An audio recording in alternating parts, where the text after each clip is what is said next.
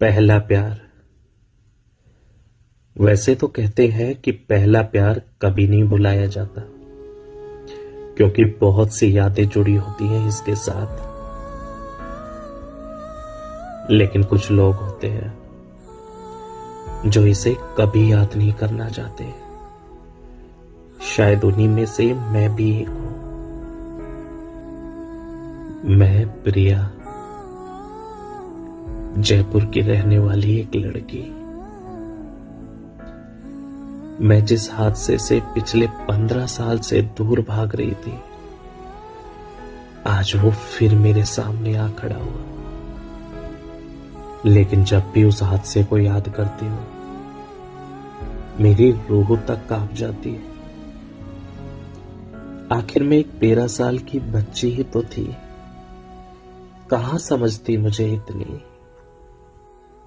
घर में सबकी लाडली, पापा की चीकू, माँ की बिट्टू, दादी की लाडो और दीदी की छोटी, सब तो प्यार करते थे मुझे।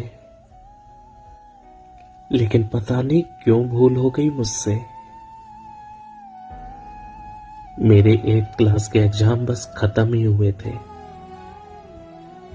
और 9th क्लास की शुरुआत हुई थी। थोड़ी सी बड़ी वाली फीलिंग्स आने लग गई थी।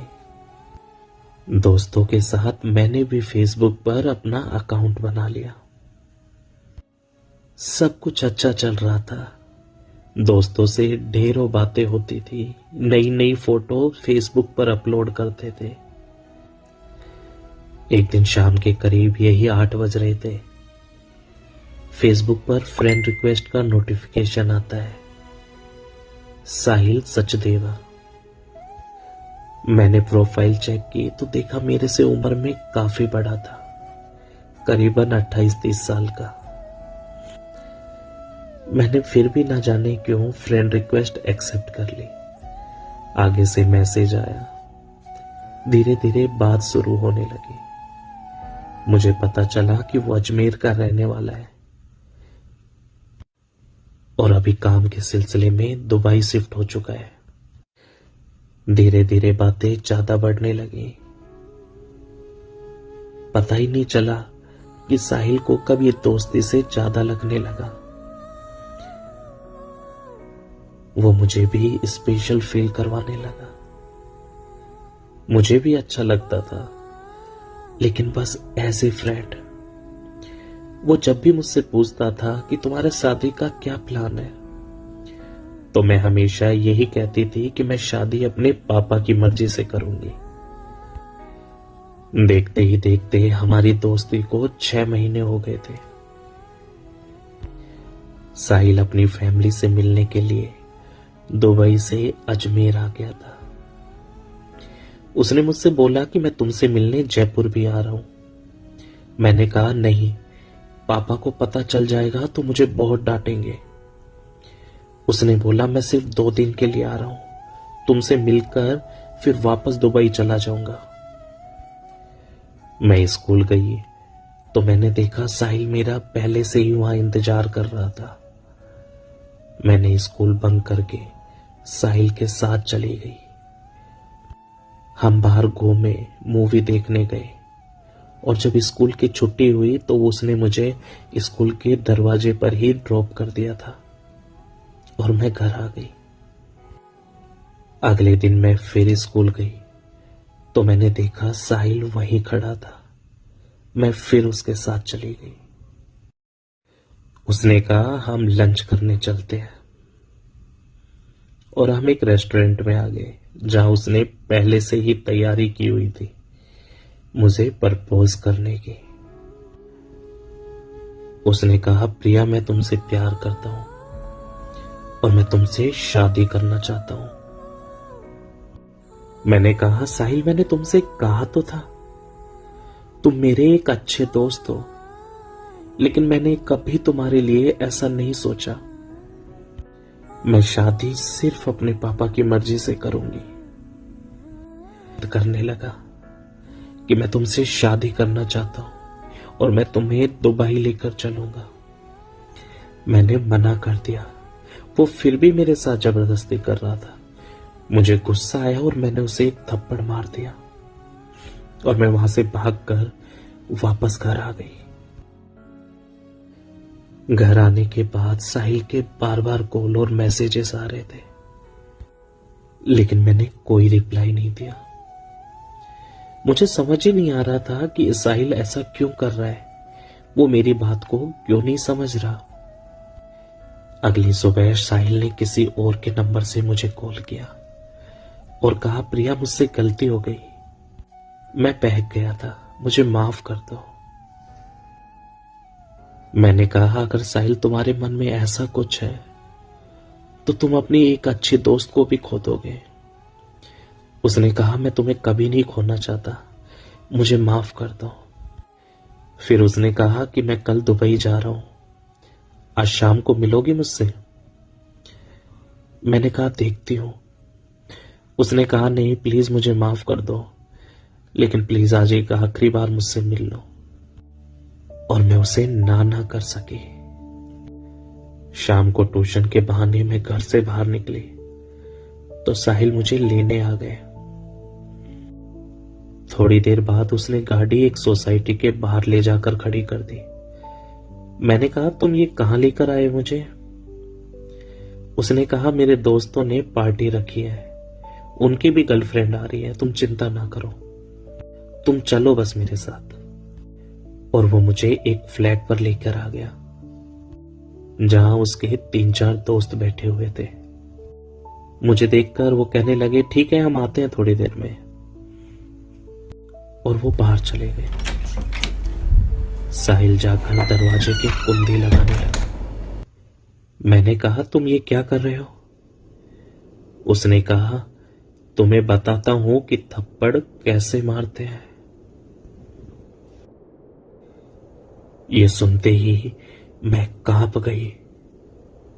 मैंने कहा, तुम पागल तो नहीं हो गए साहिल? तुमने कहा था ना कि अब तुम दोबारा ये जिद नहीं करोगे। और उसने मुझे बालों की तरफ से पकड़कर नीचे घसीटने लगा। मैं साहिल से रिक्वेस्ट करने लगी, साहिल मुझे छोड़ दो, तुम ये गलत कर रहे हो मेरे साथ, मैंने तुम पर बहुत विश्वास किया है, प्लीज मेरे साथ ये मत करो। लेकिन वो मेरी कहां सुनने वाला था। उसने मुझे घसीटते हुए कमरे में ले गया और मेरे साथ जबरदस्ती करने लगा। मैं उसे हाथ जोड़कर मना करे जा रही थी कि प्लीज मेरी इज्जत के साथ मत खेलो, मुझे माफ कर दो साहिल, मुझे छोड़ दो प्लीज। लेकिन उसने मेरी एक नहीं सुनी। और आखिर वो ही हुआ जिसका मुझे डर था। खेल गया वो मेरी इज्जत के साथ। बाद में मुझे पता ही नहीं चला कि वो मुझे कब घर के बाहर फेंक कर चला गया। मैं एक जिंदा लाश की तरह जाकर अपने कमरे में बैठ गई। मुझे कुछ समझ ही नहीं आ रहा था कि आखिर ये क्या हुआ मेरे साथ, आखिर मेरी गलती क्या थी इसमें। मैं अपने कमरे में बैठे बैठे बस यही सोच रही थी कि मैं अब सबका सामना कैसे करूंगी। इतने में मां की आवाज आती है, बिट्टू कहाँ रह गई, जल्दी आजा बेटा, खाना खा ले। लेकिन मैंने कोई जवाब नहीं दिया। वो मेरे कमरे में आ गई। उन्होंने कहा, क्या हो गया आज मेरी गुड़िया को? और मैंने उन्हें कसकर गले लगा लिया। उन्होंने कहा, क्या हुआ तुझे, तू ठीक तो है ना? और मैंने हाँ की तरफ गर्दन हिला दी। उन्होंने कहा, चल थोड़ा आराम कर ले, थक गई होगी गुड़िया, सारे दिन तो भाग दौड़ करती रहती है।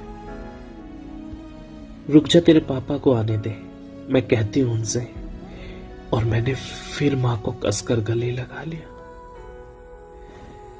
मुझे कुछ समझ नहीं आ रहा था कि अब मैं क्या करूंगी। इतने में ही साहिल का फिर से मैसेज आता है। उसने मेरी फोटो और वीडियो बना ली थी और मुझे ब्लैकमेल करने लगा था। कह रहा था कि अब कौन करेगा तुझसे शादी, अब तो तुझे मुझसे ही शादी करनी पड़ेगी। मैं खुद को बिल्कुल हारा हुआ महसूस कर रही थी। मुझे समझ ही नहीं आया कि इस सिचुएशन में मैं क्या करूं। मैं दादी के कमरे में गई और उनकी सारी दवाइयां उठाकर एक साथ खा गई। उसके बाद मुझे पता ही नहीं चला कि मेरे साथ क्या हुआ। मुझे 4 घंटे बाद जब होश आया तो पापा मेरे सामने बैठे थे। उन्होंने अपना हाथ मेरे सर पर रख रखा था और कह रहे थे, क्या हुआ चीकू, बेटा तूने ऐसा कदम क्यों उठाया, कम से कम मुझे बताती तो सही। और मेरी आंखों से सिर्फ आंसू गिर रहे थे कि मैंने अपने पापा का भरोसा तोड़ दिया, उनके सपने तोड़ दिए। थोड़ी देर बाद दीदी मेरे पास आई और उन्होंने कहा, ये साहिल कौन है प्रिया? और मेरे पास कोई जवाब नहीं थे। आखिर वो सच सामने आ ही गया था जिसे मैं छुपाने की कोशिश कर रही थी। उन्होंने कहा कि ये तुम्हें कैसी फोटोज और वीडियोस भेज रहा है, प्रिया तुम्हारे साथ हुआ क्या है? और मैं सिर्फ चुप रही। मेरे पास कोई जवाब नहीं थे। दीदी ने ये बात मां को बताई और मां से ही पापा को पता चला। मेरे पापा को तो ऐसा लग रहा था कि उनका सब कुछ खत्म हो गया है। जिस बेटी पर वो इतना गर्व कर रहे थे, आखिर उसने ये क्या किया? मेरे पापा ने उस लड़के को ढूंढने की कोशिश करी तो पता चला कि वो दुबई रवाना हो गया। उसे बहुत ढूंढने की कोशिश करी लेकिन उसका कुछ पता नहीं चल रहा था। जो उसका अजमेर का एड्रेस भी था, उस पर भी तो कोई नहीं रहता था।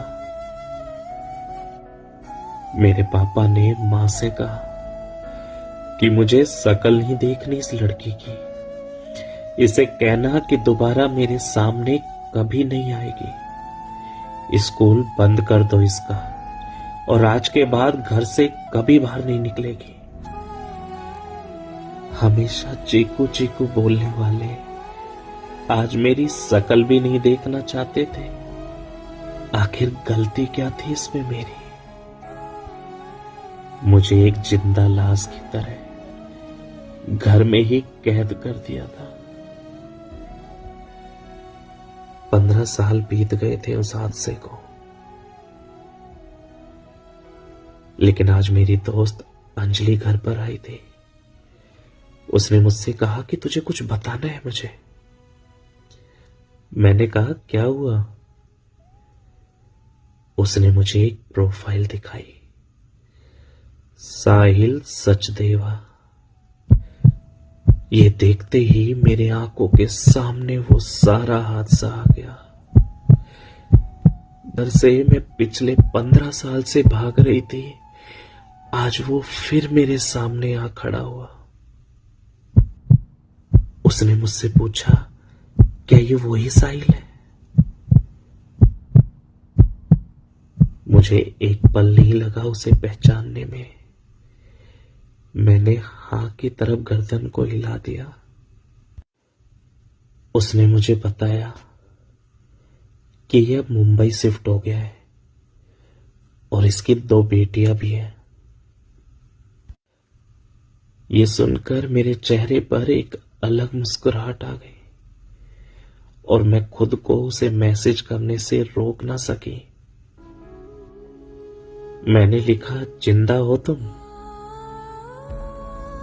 उसने कहा, कौन? मैंने कहा, प्रिया, याद तो होंगी शायद।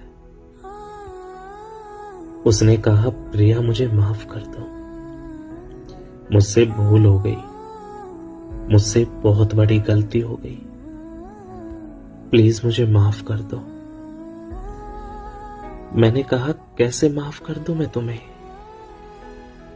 क्या तुम मेरा बचपन लौटा पाओगे? क्या तुम मेरे पापा का प्यार लौटा पाओगे? क्या तुम मेरी वो खुशियां फिर से लौटा पाओगे? क्या तुम मेरी इज्जत वापस लौटा पाओगे? आखिर तुमने मेरे साथ ऐसा क्यों किया? क्या गलती थी मेरी? लेकिन मैं फिर भी भगवान से यही दुआ करूंगी कि जो तूने मेरे साथ किया वो कभी तेरी बेटियों के साथ ना हो। जो दुख मैंने झेला वो कभी तेरी बेटियों के नसीब में ना आए। आज समय मुझे फिर उसी मोड़ पर ले आया था जिससे मैं पिछले 15 साल से भाग रही थी, जिन यादों को मैं दोबारा कभी याद नहीं करना चाहती थी। आज वो फिर से ताजा हो गई।